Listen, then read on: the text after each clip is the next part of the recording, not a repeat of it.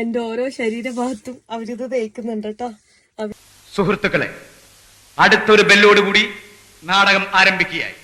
Urvashi theatres അഭിമാന പുരസ്സരം കാഴ്ചവെക്കുന്ന വെളിച്ചം ദുഃഖമാണുണ്ണി. എന്റെ ഓരോ ശരീരഭാഗത്തും അവരിത് തേക്കുന്നുണ്ട് കേട്ടോ. അവരിങ്ങനെ തന്നെയാണ്, അതുപോലെ തന്നെ ഞാൻ. നല്ല വർക്കത്തുള്ള പെണ്ണ്, നനഞ്ഞു നിൽക്കുന്ന പെണ്ണിന് ചേല് കൂടും. എന്റെ യാത്രയിൽ ഞാൻ ഇതുപോലുള്ള ഒരുപാട് എന്താ പറയാ വ്യത്യസ്തമായ ആചാരങ്ങളൊക്കെ അനുകരിക്കാറുണ്ട്. അതിന്റെ ഭാഗമായിട്ടാണ് ഇതും. വേണമെങ്കിൽ തുണി ഇല്ലാണ്ടും ഇവിടെ കിടന്ന് ഓടും. അതൊക്കെ കാണാൻ പറ്റുന്നുണ്ടെങ്കിൽ മാത്രം ഇവിടെ താമസിച്ചാൽ. അല്ലാതെ ഇനി ഇത് കണ്ടിട്ട് ഒരുപാട് ആൾക്കാർ തെറി പറയാനും ഇതാക്കാനൊക്കെ വരും. ഇതുപോലത്തെ ലൈഫ് എന്താ പറയാ ഒരുപാട് ഡിഫറെന്റ് ആയിട്ട് ജീവിക്കുന്നുണ്ട് ഈ ലോകത്ത് ഒരുപാട് ആൾക്കാർ.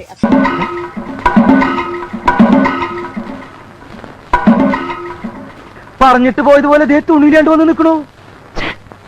നിനക്കെന്താ പറഞ്ഞാൽ മനസ്സിലാവില്ല. ഞാൻ ഓരോ ദിവസം വ്യത്യസ്തമായ രീതിയിൽ ജീവിക്കണമെന്ന് വിചാരിക്കുന്ന ഒരാളാണ്.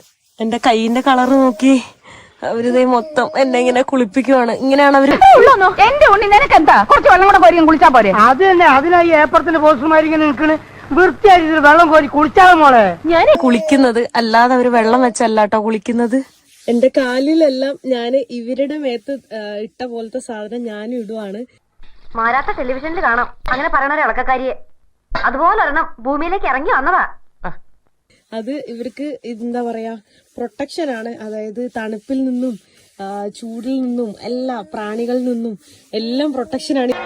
സൈക്കോസിന്റെ പല അവസ്ഥാന്തരങ്ങളും കേട്ടിട്ടുണ്ട്, പക്ഷെ ഇത്ര ഭയാനകമായ ഒരു പ്രശ്നം ഇത് ആദ്യ. അപ്പൊ ഈ കുട്ടിയുടെ ഭർത്താവ് ഇപ്പോഴും കുട്ടിയുടെ കൂടെ തന്നെ കഴിയണു. ഇത് പോയില്ലെങ്കിൽ എനിക്ക് പണിയാവും കേട്ടോ. ഞാനപ്പോ ഫുള്ള് മേത്ത് തേക്കുന്നുണ്ട്. അവരെനിക്ക് മൊത്തം തേച്ച് തരുന്നുണ്ട് കേട്ടോ. ഞാനെനിക്ക് വട്ടാണെന്ന് വിചാരിക്കരുത്, വിചാരിക്കല്ലേ. മസനഗുഡി വഴി ഊട്ടിയിലേക്കൊരു യാത്ര, അതൊരു വല്ലാത്തൊരു എക്സ്പീരിയൻസ് ആണ്. ഊട്ടി ഉദകമണ്ഡലം ആസ്ഥാനവും ഇതുതന്നെയാണ്.